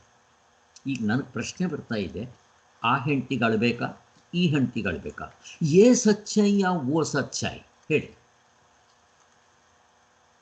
ಎರಡು ಉತ್ತರ ಇದೆಯಾ? ಒಂದೇ. ಬಟ್ ನಮ್ಗೆ ಯಾಕೆ ದುಃಖ ಬರುತ್ತೆ? ಮೋಹ, ಅಟ್ಯಾಚ್ಮೆಂಟ್, ತಾದ್ಯಾತ್ಮ, ಅಭಿಮಾನ, ನಾನೇ ಅದು, ಮಿಥ್ಯಾತ್ಮ, ಗೌಣಾತ್ಮ. ನಾವು ಹೀಗೆ ಚಿಂತನೆ ಮಾಡಬೇಕು. ಸರಿ, ಗೊತ್ತಾಯ್ತು ತಾನೆ ನಮಗೆ? ಇದೊಂದು ಸ್ವಲ್ಪ ಎಕ್ಸ್ಪ್ಲೈನ್ ಮಾಡಿ. ಹೇಳಿ. ಆದ್ದರಿಂದ ನಿಜವಾದ ಅರ್ಥದಲ್ಲಿ ಆತ್ಮನೊಬ್ಬನೇ ಜ್ಞೇಯನು. ಸಕಲ ಅನಾಕೃತವಾದ ಅನರ್ಥಗಳು ಅತ್ಯಂತಿಕವಾಗಿ ಕೂಡಲೇ ತೊಲಗಿ ಬಿಡುತ್ತದೆ. ಆದ್ರಿಂದ ನಿಜವಾದ ಅರ್ಥದಲ್ಲಿ ಆತ್ಮನೊಬ್ಬನೇ ಜ್ಞೇಯನು, ಏಕೆಂದರೆ ಆತ್ಮಜ್ಞಾನದಿಂದಲೇ ಅಜ್ಞಾನವು ಪೂರ್ಣವಾಗಿ ತೊಲಗುತ್ತದೆ. ಇಲ್ಲಿ ಏನು ಆತ್ಮನೊಬ್ಬನೇ ಜ್ಞೇಯನು ಅಂತಂದ್ರೆ ಏನು ಮೀನಿಂಗ್? ಅದೇ, ಇಲ್ಲಿ ಸ್ವಲ್ಪ ಕನ್ಫ್ಯೂಷನ್ ಇದೆ, ಅದಕ್ಕೆ ಫಸ್ಟ್ ಎತ್ಕೊಂತಾನೆ ಅದನ್ನು ನಾವು ಎಕ್ಸ್ಪ್ಲೈನ್ ಮಾಡ್ಕೊಂಡಿದ್ದು. ಇಲ್ಲಿ ಜ್ಞೇಯ ಅಂತಂದರೆ ಏನು ಹೇಳಿ ಮೀನಿಂಗು? ಆಬ್ಜೆಕ್ಟ್. ಕರೆಕ್ಟ್. ಹಿಂಗೆ ಪ್ರಶ್ನೆ ಬಂತು ಅಂದ್ರೆ ನೀವು ಅರ್ಥ ಮಾಡ್ಕೊತಾ ಇದ್ದೀರಂತ ಅರ್ಥ. ಹಿಂಗೆ ಬರಬೇಕು ಪ್ರಶ್ನೆ, ಹಿಂಗೆ ಕೇಳಬೇಕು. ಇಲ್ಲಿ ಆತ್ಮನ ಆಬ್ಜೆಕ್ಟ್ ರೂಪದಲ್ಲಿ ಹೇಳ್ತಾ ಇದ್ದಾರೆ. ಆಬ್ಜೆಕ್ಟ್ ಅಲ್ಲ, ಆತ್ಮಹತ್ಯೆ ಮಾಡಿಕೊಂಡ. ಆತ್ಮ ಅಂತಂದರೆ ಆತ್ಮ ಎಲ್ಲಾದರೂ ಹತ್ಯೆ ಮಾಡ್ಕೊತಾನ? ಇಲ್ಲ. ಕೆಲವು ಸಾರಿ ಶರೀರಗಳಲ್ಲಿ ಆತ್ಮ ಅಂತೀವಿ, ಇಂದ್ರಿಯಗಳಲ್ಲಿ ಆತ್ಮ ಅಂತೀವಿ, ಮನಸ್ಸಿನಲ್ಲಿ ಆತ್ಮ ಅಂತೀವಿ, ಬುದ್ಧಿಯಲ್ಲಿ ಅಂತೀವಿ, ಅಷ್ಟೇ ಹೊರತು ಇಲ್ಲಿ ಕರ್ಕೊಳ್ಳಿ. ಈಗ ತಾನೇ ಹೇಳಿದ್ರಲ್ಲ ಅವಸ್ಥಾತ್ರಯ, ಕರ್ಕೊಳ್ಳಿ, ಅರ್ಥ ಬೇರೆ. ಇಲ್ಲೂ ವಿಷಯ ಅಂತ ಕರೀಲಿ, ಅರ್ಥ ಬೇರೆ ಅಲ್ಲ. ಆತ್ಮ ಯಾವತ್ತೂ ಆಬ್ಜೆಕ್ಟ್ ಆಗೋದಿಲ್ಲ. ಆಬ್ಜೆಕ್ಟ್ ಆದರೆ ಅವನು ಆತ್ಮ ಅಲ್ವೇ ಅಲ್ಲ. ಈಗ ಆತ್ಮ ಆಬ್ಜೆಕ್ಟ್ ಆದರೆ ಸಬ್ಜೆಕ್ಟ್ ಯಾರು? ನೀವು ಯಾತ್ರಿಂದ ನೋಡಿದ್ರಿ ಆತ್ಮನ್ನ, ಅದು ಸಬ್ಜೆಕ್ಟ್ ಆಗಿಬಿಡುತ್ತೆ, ಅದು ವಿಷಯಿ ಆಗಿಬಿಡುತ್ತೆ, ಅದು ಸಾಕ್ಷಿ ಆಗಿಬಿಡುತ್ತೆ. ಸಾಕ್ಷಿಗೆ ಇನ್ನೊಂದು ಸಾಕ್ಷಿ ಇಲ್ಲ. ಸೂರ್ಯನ ಬೆಳಗೋದಕ್ಕೆ ಇನ್ನೊಂದು ಬೆಳಕು ಬೇಕಾಗಿಲ್ಲ. ಆದರೆ ಇಲ್ಲಿ ಉಪಯೋಗಿಸ್ತಾ ಇದೆ. ಇವಾಗ ಹೇಳಿದಿರಲ್ಲ, ಬೆಟ್ಟ ನಿಂತಿದೆ, ಆತ್ಮ ನೋಡ್ತಾ ಇದ್ದಾನೆ, ಅವನೇನ ಕ್ರಿಯೆ ಮಾಡ್ತಾನ? ಹಾಗೆ ತಗೋಬೇಕು. ಕೇಳ್ತಾ ಇದ್ದರೆ ಇಂಟ್ರೆಸ್ಟಾಗಿ ಕೇಳ್ತಾ ಇದ್ದರೆ, ಮನಸ್ಸಿದ್ರೆ ಮತ್ತೆ ಓದ್ತಾ ಇದ್ದರೆ ಹಿಂಗೆ ಪ್ರಶ್ನೆ ಬರಬೇಕು. ಭಗವತ್ಪಾದರು ಚೆನ್ನಾಗಿರೋ ಒಂದು ಕತೆ ಹೇಳ್ತಾರೆ. ಒಬ್ಬನ ಹತ್ರ ಹೋಗಿದ್ರಂತೆ, ಅವನಿಗೆ ಹೇಳ್ದಂತ ಅವನು, ನನಗೆ ಹರಕತೆ ಹೇಳಬೇಕು ಅಂತ. ಇವ್ರು ಬಂದು ದಿನ ಹೇಳ್ತಾ ಇದ್ದ, ಅವನು ದುಡ್ಡು ಕೊಡ್ತಾ ಇದ್ದ ಪಾಪ. ಇವ್ರು ಏನು ಹೇಳಿದ್ರು ಅವನು ಹ್ಞೂ ಹ್ಞೂ ಹ್ಞೂ ಅಂತ ಇದ್ದ. ಇವ್ರಿಗೆ ಆಶ್ಚರ್ಯ ಆಯ್ತು, ಇವನಿಗೇನು ಎಲ್ಲದಕ್ಕೂ ಹ್ಞೂ ಅಂತಾನಲ್ವಾ, ಇವನೊಂದು ಸಾರಿ ಪರೀಕ್ಷೆ ಮಾಡಬೇಕು ಅಂತ. ಒಂದು ಸಾಲಿ ಬೆಂಗಳೂರಿನಲ್ಲಿ ಬರಗಾಲ ಬಂದಿತ್ತು. 30-40 ಜನ ತುಮಕೂರಿಂದ ಬಾವಿನ ಹೊತ್ಕೊಂಡು ಬೆಂಗಳೂರಿಗೆ ತಗೊಂಬಂದಿಟ್ರು ಅಂದ. ಅವನು ಹ್ಞೂ ಅಂತ ಅಂದ. ಸ್ವಾಮಿ, ನಾನು ನಿಮಗೆ ಹರಕತೆ ಹೇಳಲ್ಲ ಸ್ವಾಮಿಯಿಂದ. ಯಾಕೆ? ದುಡ್ಡು ಕೊಡ್ತಾ ಇದ್ದೀನಲ್ಲ, ನೀವು ದುಡ್ಡು ಕೊಡ್ತೀರಿ, ನನಗೆ ಬೇಡ. ನೀವು ಎಲ್ಲದಕ್ಕೂ ಹ್ಞೂ ಅಂತೀರಾ, ಏನು ಹೇಳಿದೆ ಅಂತಾನೆ. ತಿರ್ಗಾ ಇನ್ನೊಂದು ಸರಿ ಹೇಳ್ತಾರೆ ಅವ್ರಿಗೆ, ಬರಗಾಲ ಬಂದಿತ್ತು, ಬಾವಿನ ಯಾರಾದರೂ 40 ಜನ ಅಲ್ಲ 100 ಜನ ತುಮಕೂರಿಂದ ಬೆಂಗಳೂರಿಗೆ ಹೊತ್ಕೊಂಬರೋಕ್ಕಾಗತ್ತಾ ಅಂತ, ಮತ್ತು ನೀವು ಹ್ಞೂ ಅಂತ ಇದ್ದೀರಾ ಅಂತ ಹೇಳಿ. ಹಾಗೆ ಪ್ರವಚನ ಹಂಗಾಗಬಾರ್ದು. ಹಿಂಗೆ ಅಲರ್ಟಾಗಿ ಕೇಳ್ತಾ ಇರಬೇಕು, ಮತ್ತು ಅಲ್ಲಿ ಪ್ರಶ್ನೆಗಳು ಬಂದಾಗ ಅಲ್ಲಿ ಕೇಳಬೇಕು. ಇದು ಅದಕ್ಕೆ ನಾನು 3 ಬೊಂಬೆಗಳ ವಿಚಾರ ಹೇಳಿದ್ದಿದ್ದು. ಒಂದು ಈ ಕಡೆ ಕೇಳುತ್ತೆ, ಈ ಕಡೆ ಬಿಟ್ಬಿಡುತ್ತೆ, ಉಪಯೋಗ ಇಲ್ಲ. ಇನ್ನೊಂದು ಈ ಕಡೆ ಕೇಳುತ್ತೆ, ಇಲ್ಲಿ ಬಿಟ್ಬಿಡುತ್ತೆ, ಏನು ಪ್ರವಚನ ಹೊಡೆದಿದ್ದೆ, ಅಷ್ಟು ಉಪಯೋಗ ಇಲ್ಲ. ಬರಲಿ ಪ್ರವಚನ ಹೇಳಲಿ, ಬೇಡ ಅಂತ ಅನ್ನಲಿಲ್ಲ. ಆದರೆ ಇಲ್ಲಿ ಕೇಳಿದ್ದು ಫಸ್ಟ್ ಇಲ್ಲಿ ಇಳಿಬೇಕು, ಆಮೇಲೆ ಇಲ್ಲಿಂದ ಬರಬೇಕು. ಮೊದಲು ಹೃದಯ ಕೇಳಿಬೇಕು, ಅಂದರೆ ಆ ತತ್ವದಲ್ಲಿ ನಿಂತ್ಕೋಬೇಕು ಅಥವಾ ಕನ್ವಿನ್ಸ್ ಆಗಬೇಕು. ಕರೆಕ್ಟ್ ಅಂತ ಅನ್ನಿಸ್ತಾ ಇರಬೇಕು. Verification at the time of listening ಅಂತಾರಲ್ಲ, ಅದಾಗ್ತಾ ಇರಬೇಕು. ಅದಾಗದೇ ಇದ್ದರೆ ಹೀಗೆ verification at the time of listening ಆಗ್ತಾ ಇದೆಯಾ? 40 ಜನ ಬಾವಿನ ಹೊತ್ಕೊಂಬಂದು ಬೆಂಗಳೂರಿನಲ್ಲಿ ಇಟ್ಟರು ವೆರಿಫಿಕೇಷನ್ನ. ಅವನು ವೆರಿಫಿಕೇಷನ್ ಆಗಿದ್ದರೆ ಅಲ್ಲೇ ಪ್ರಶ್ನೆ ಕೇಳಿಬಿಡ್ತಾ ಇದ್ದ. ಓಕೆ, ಹೀಗೆ ನಾವು ಅರ್ಥ ಮಾಡ್ಕೋಬೇಕು, ಚಿಂತನೆ ಮಾಡಬೇಕು, ಓದ್ತಾ ಇರಬೇಕು, ಮನನ ಮಾಡ್ತಾ ಇರಬೇಕು. ಯಾವ ಚೈತನ್ಯ ರೂಪದಿಂದ ಹೀಗೆ ನಮ್ಮ ಮನಸ್ಸು ಎಲ್ಲ ವೃತ್ತಿಗಳನ್ನು ವಿಷಯೀಕರಿಸುತ್ತಿರುವನೋ ಅದೇ ಸಾಕ್ಷಿ. ಆಮೇಲೆ ಗೋಪಾಲ್, ಪ್ರವಚನ ಮಾಡ್ತಾ ಇದ್ದಾಗ ನಾವು ಓದ್ಕೊಳಕ್ಕೆ ಹೋಗಬಾರ್ದು. ಅಲ್ಲಿ ಓದ್ಕೊಳಕ್ಕೆ ಹೋದರೆ ಏನಾಗುತ್ತೆ ಅಂದರೆ ಮುಂದಿಂದ ಹೋಗ್ಬಿಡುತ್ತೆ. ನಾವು ಅಲರ್ಟಾಗಿ ಕೇಳ್ತಾ ಇರಬೇಕು. ಬೇಕು ಅಂದರೆ ಅಲ್ಲೊಂದು ಪಾಯಿಂಟ್ ಬರ್ಕೊಂಡ್ಬಿಡ್ಬೇಕು. ಅಲ್ಲಿ ನಮಗೇನೋ ಡೌಟ್ ಬಂತು, ಅದನ್ನು ಬರ್ಕೊಂಡ್ಬಿಟ್ಟು, ಇಲ್ದಿದ್ರೆ ಏನಾಗುತ್ತೆ ಅಂದರೆ ಮುಂದೆ ಹೇಳೋದು ಹೋಗ್ಬಿಡುತ್ತೆ. ಯಾಕೆ ಅಂತಂದರೆ ಇದು ಅದೇ ಹರಕತೆ ಆದರೆ ನಡೆಯುತ್ತೆ, ಕತೆ ಹೇಳ್ತಾ ಇರ್ತಾರೆ ಆವಾಗ. ಅದಕ್ಕೆ ಅಲ್ಲಿ ಇದಿಷ್ಟು ಸೀರಿಯಸ್ ಆಗಿರಲ್ಲ. ಇಲ್ಲಿ ಪ್ರತಿಯೊಂದು verification at the time of listening ಇರುತ್ತಿದೆ. ಈ ರೀತಿ ನಾವು ಚಿಂತನೆ ಮಾಡಿದ್ರೆ, ಬೇರೆಯವರು ವೇದಾಂತ ಮಾಡ್ತಾರಲ್ಲ, ಬೇಕಾಗಿಲ್ಲ. ಅಲ್ಲೂ ಬೇಕು ಕಾನ್ಸಂಟ್ರೇಷನ್ನು, ಬಟ್ ವೆರಿಫಿಕೇಷನ್ ಇರೋದಿಲ್ಲ. ಇಮ್ಯಾಜಿನ್ ಮಾಡ್ಕೊತಾ ಬರಬೇಕು. ವೈಕುಂಠ ಇದೆ, ಕೈಲಾಸ ಇದೆ, ಮೇಲ್ಗಡೆ ಕೈಲಾಸದಲ್ಲಿ ಶಿವ ಇದ್ದಾನೆ, ಅಷ್ಟೇ ಇಮ್ಯಾಜಿನ್ ಮಾಡ್ಕೊಳ್ಳಿ. ಹೌದು, ರಾಮ ಇದ್ದಾನೆ, ಲಕ್ಷ್ಮಣ ಇದ್ದಾನೆ, ಸೀತೆ ಇದ್ದಾರೆ, ಇಮ್ಯಾಜಿನ್ ಮಾಡ್ಕೊಳ್ಳಿ ಅಷ್ಟೇ. ಅಲ್ಲಿ ಭಕ್ತಿ ಮಾಡ್ಕೋಬೇಕು ಅಷ್ಟೇ. ಇದು ಭಕ್ತಿ ಅಲ್ಲ, ವೆರಿಫಿಕೇಶನ್. ಕೇಳಿ, ಬಟ್ ಅದು ಈ ಥರ ಜಿನೇನ್ ಕ್ವಶನ್ ಇದ್ರೆ ಏನು ತೊಂದರೆ ಇಲ್ಲ, ಕೇಳಿ.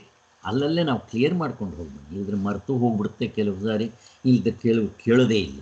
ಅದಕ್ಕೋಸ್ಕರ ಕೇಳಿ ಜಿನೇನ್ ಆಗಿರಬೇಕು. ಓಕೆ,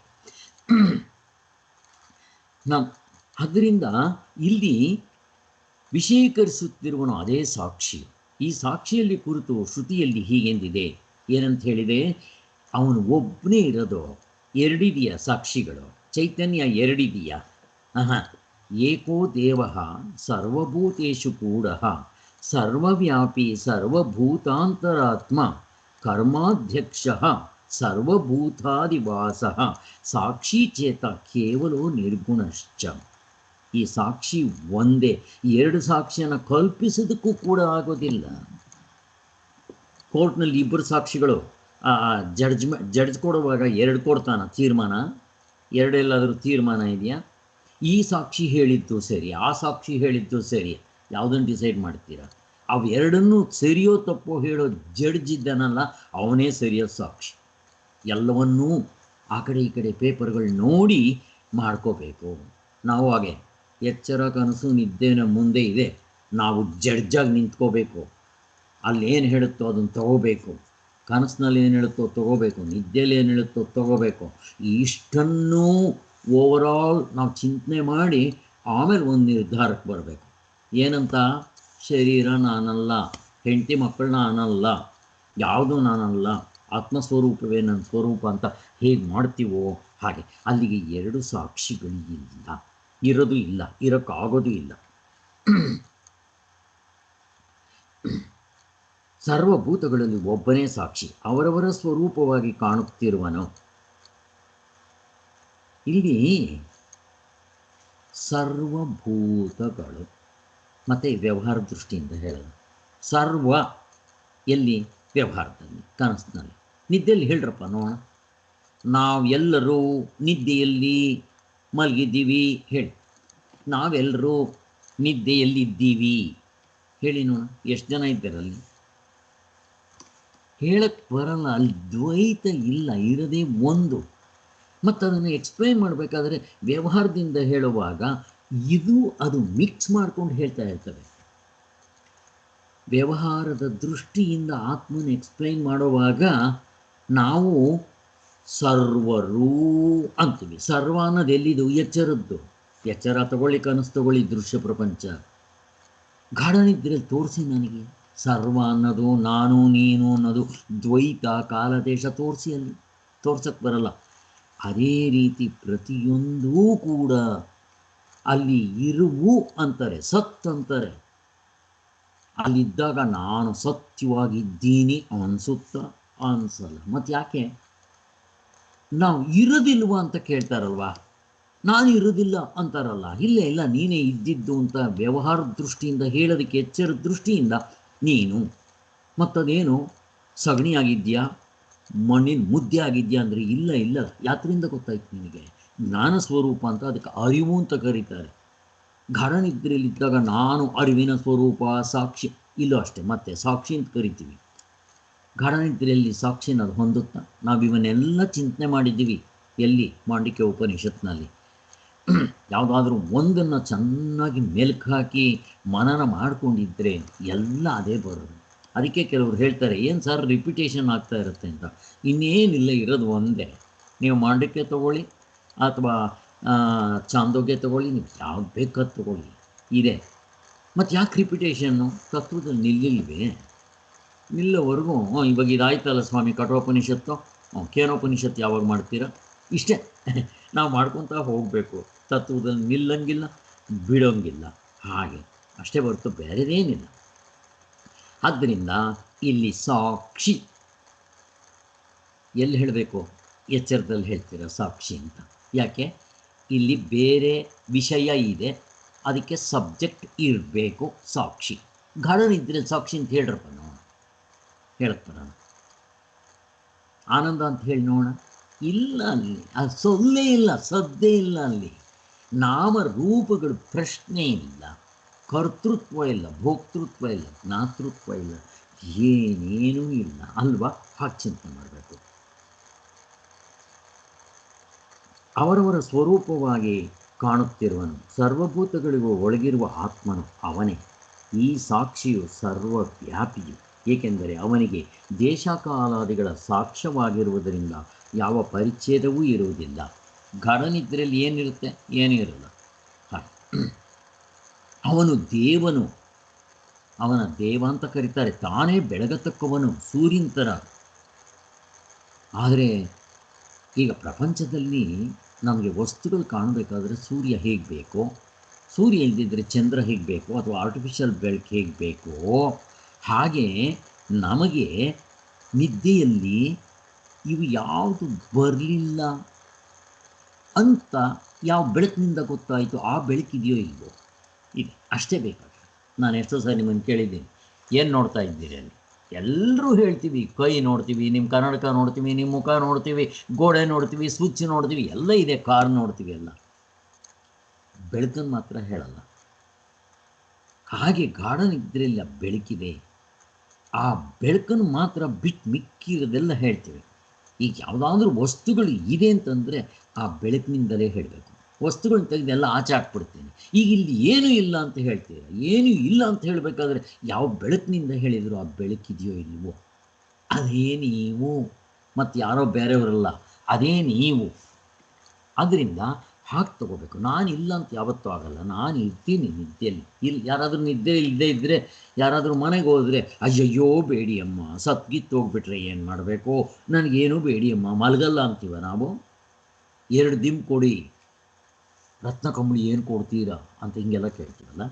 ಆದ್ದರಿಂದ ಎಲ್ಲರ ಕರ್ಮಗಳಿಗೂ ಫಲಗಳು ಆ ಸಾಕ್ಷಿಯ ಸಾನ್ನಿಧ್ಯದಿಂದಲೇ ಆಗ್ತಾ ಇರುತ್ತೆ.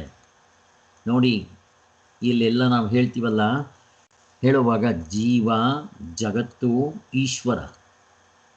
ಪಾತಂಜಲಗಳು ಈಶ್ವರನ ಒಪ್ತಾರೆ, ಅದೇ ಸಾಂಖ್ಯರು ಈಶ್ವರನ ಒಪ್ಪಲ್ಲ. ಯಾಕೆ?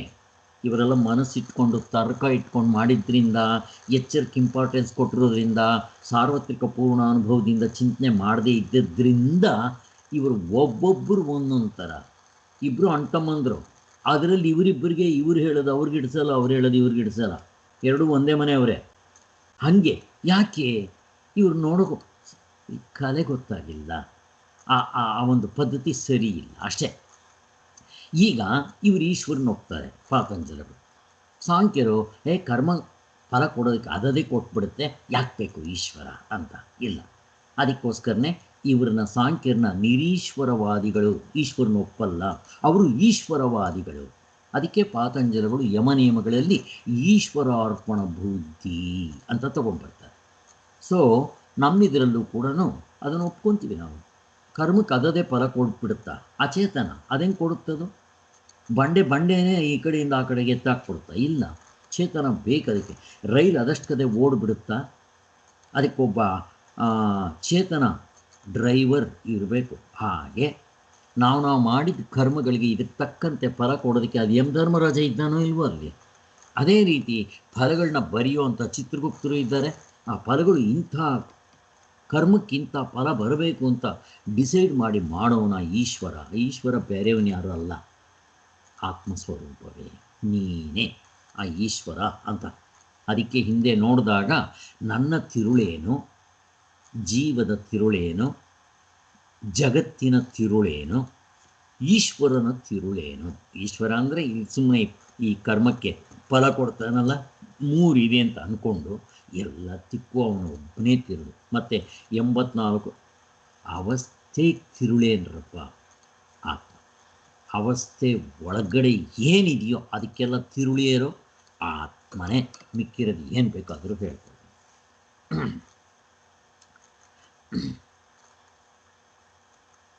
ಇಂತಹ ಸಾಕ್ಷಿಯು, ಚೈತನ್ಯವು ಅದ್ವಿತೀಯವಾಗಿರುತ್ತೆ.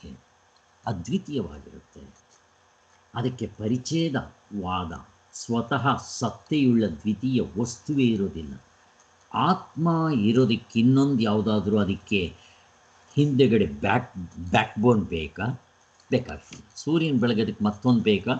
ನಮ್ಮ ಆತ್ಮಸ್ವರೂಪನ ಬೆಳಗೋದಕ್ಕೆ ಇನ್ನೊಂದು ಬೆಳಕು ಬೇಕಾಗೋದಿಲ್ಲ. ಯಾಕೆ? ಅದೇ ಸ್ವತಃ ಸಿದ್ಧ ವಸ್ತು. ಅದರಲ್ಲಿ ಯಾವ ಧರ್ಮಗಳೂ ಇರಲ್ಲ. ಧರ್ಮ ಅಧರ್ಮಗಳನ್ನ ಮೀರಿರುತ್ತದೋ. ಧರ್ಮ ಅಧರ್ಮ ಅಂದರೆ ಪಾಪ ಪುಣ್ಯ ಶರೀರ, ಧರ್ಮ ಅಧರ್ಮಕ್ಕೆ ಸೇರಿರೋದು.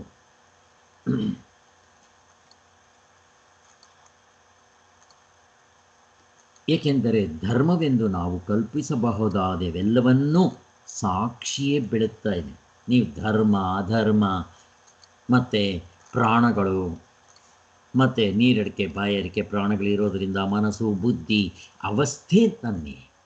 ಅದನ್ನು ತೋರಿಸೋದಕ್ಕೆ ಬೆಳಗೋದಕ್ಕೆ ಆತ್ಮನೇ ಬೆಳಗಬೇಕಷ್ಟೇ, ಮತ್ತು ಬೇರೆ ದಾರಿ ಇಲ್ಲ. ಅಂದರೆ ಎಲ್ಲವನ್ನೂ ಅವನೇ ಬೆಳಗಿ ತೋರಿಸ್ತಾ ಇದ್ದಾನೆ, ಅವನೇ ಸಾಕ್ಷಿ, ಅವನೇ ಎಲ್ಲವನ್ನೂ ಬೆಳಗ್ತಾ ಇದ್ದಾನೆ. ಆದ್ದರಿಂದ ವಿಷಯವು ವಿಷಯೀಯ ಧರ್ಮ ಆಗೋದಿಲ್ಲ. ಅಂದರೆ ಸಬ್ಜೆಕ್ಟ್ ಯಾವತ್ತೂ ಆಬ್ಜೆಕ್ಟ್ ಆಗೋದಿಲ್ಲ, ಆಬ್ಜೆಕ್ಟ್ ಯಾವತ್ತೂ ಸಬ್ಜೆಕ್ಟ್ ಆಗೋದಿಲ್ಲ ಅಷ್ಟೇ. ಅದು ನಮಗೆ ಗೊತ್ತಿದೆ. ಒಬ್ಬ ಋಷಿಯಿಂದ ಹಿಡಿದು ಚಾಂಡಾಲನವರೆಗೂ, ಭಗವದ್ಗೀತೆ 7ನೇ ಅಧ್ಯಾಯದಲ್ಲಿ ಎಲ್ಲೋ ಬರುತ್ತೆ, ಒಬ್ಬ ಚಾಂಡಾಲ, ಒಬ್ಬ ಬ್ರಾಹ್ಮಣ, ಒಬ್ಬ ಋಷಿ, ಒಂದು ನಾಯಿ, ಎಲ್ಲತ್ರಲ್ಲೂ ಈ ಪರಮಾತ್ಮನೇ ಇರೋದು. ಈಗ ತಾನೇ ಹೇಳಿದ್ರಲ್ಲ, ಏಕೋದೇವ ಸರ್ವಭೂತೇಶು ಕೂಡ, ಎಲ್ಲತ್ರಲ್ಲೂ ಅವನೇ ಇರೋದು, ಅವನೇ ಕರ್ಮಾಧ್ಯಕ್ಷ, ಕರ್ಮಗಳಿಗೆ ಫಲ ಕೊಡೋನು ಅಂತ. ಹಾಗೆ ಅವನು ಒಬ್ಬನೇ ಇರೋದು ಎಲ್ಲರಲ್ಲೂ.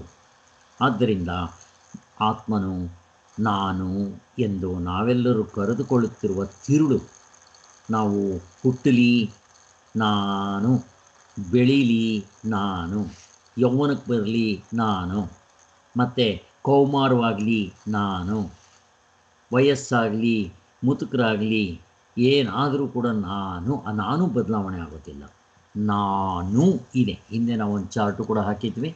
ನಾ ಪ್ಲಸ್ ನು ಅಂತಂದರೆ ನನ್ನದು, ನಾ ಅಂದರೆ ಆತ್ಮ, ಅದನ್ನೇ ನ ಅನ್ನಬೇಕು. ತಮಿಳಿನಲ್ಲಿ ನಾನ್ ಅಂತಾರಲ್ಲ ಹಾಗೆ. ನಾನು ಅಂತಂದರೆ ಅದರಲ್ಲಿ ನ ಈಗ ಶರೀರ ನನ್ನದು, ಮತ್ತು ನೀವು ಯಾರು ವಿಚಾರ ಬೇಕಾದಷ್ಟು ಸಲ ಮಾಡಿದ್ದೀವಿ. ಅಲ್ಲಿಗೆ ಶರೀರ ನನ್ನದಾದರೆ ನಾನು ಯಾರು? ಆತ್ಮಸ್ವರೂಪ ಅಷ್ಟೇ. ಅದರಲ್ಲಿ ನಾನು ಇದೆ. ನು ಅಂತಂದರೆ ಆಬ್ಜೆಕ್ಟ್, ನ ಅಂದರೆ ಸಬ್ಜೆಕ್ಟ್. ವ್ಯವಹಾರದಲ್ಲಿ ಸಬ್ಜೆಕ್ಟ್ ಆಬ್ಜೆಕ್ಟ್ ಎರಡೂ ಇರುತ್ತೆ ಅಂತ. ಆದರೆ ಅವೆರಡು ಸತ್ಯವಾಗಿದೆಯಾ? ಅದು ಆಬ್ಜೆಕ್ಟು ಇಲ್ಲ. ಗಾಢ ನಿದ್ರೆಗೆ ಹೋದರೆ ಅಲ್ಲಿ ಬರೀ ಸಬ್ಜೆಕ್ಟ್ ಆಗಿರ್ತೀವಿ, ಆಬ್ಜೆಕ್ಟ್ ಇರೋದಿಲ್ಲ ಅಷ್ಟೇ. ಅದಕ್ಕೋಸ್ಕರ ಇವು ಎಲ್ಲ ಅವಸ್ಥೆಗಳಲ್ಲಿಯೂ ಮಾರ್ಪಡದೆ ಶರೀರ ಇಂದ್ರಿಯ ಮುಂತಾದವುಗಳನ್ನೆಲ್ಲ ಅವುಗಳ ಮಾರ್ಪಾಡುಗಳು ಸಮೇತವಾಗಿ ನೋಡ್ತಾ ಇರೋ ಕೂಟಸ್ಥ ಚೈತನ್ಯ, ಅವನು ಕೂಟಸ್ಥ ಅಂತಾರೆ. ಈ ಕಂಬಾರ ಇಟ್ಕೊಂಡಿರ್ತಾರಲ್ಲ, ಅದ್ರ ಮೇಲೆ ಒಡವೆಗಳು ಬದಲಾವಣೆ ಆಗುತ್ತೆ, ಅದು ಮಾತ್ರ ಬದಲಾವಣೆ ಆಗೋಲ್ಲ, ಹಾಗೇ ಇರುತ್ತೆ. ಅದಕ್ಕೋಸ್ಕರ ಕೂಟಸ್ಥ ನಿತ್ಯ ಅಂತ ಕರೀತಾರೆ. ಗಾಢ ನಿದ್ರೆಯಲ್ಲಿ ಮಾವಿನ ಹಣ್ಣು ಮತ್ತೆ ಪೀಚಾಗೋದಿಲ್ಲ, ಹಾಗೆ ಅದು ನೀವು ಏನು ಬೇಕಾದರೂ ಆಗಿರೋ ಬದಲಾವಣೆಗಳು ನೋಡ್ತಾ ಇರೋದು ಅವನೇ. ಆದ್ದರಿಂದ ಅವನ ಕೂಟಸ್ಥ ಅಂತಾರೆ. ಇಲ್ಲಿಗೆ ನಿಲ್ಲಿಸ್ತಾ ಇದ್ದೇನೆ. ಓಂ ಶಾಂತಿ ಶಾಂತಿ ಶಾಂತಿ.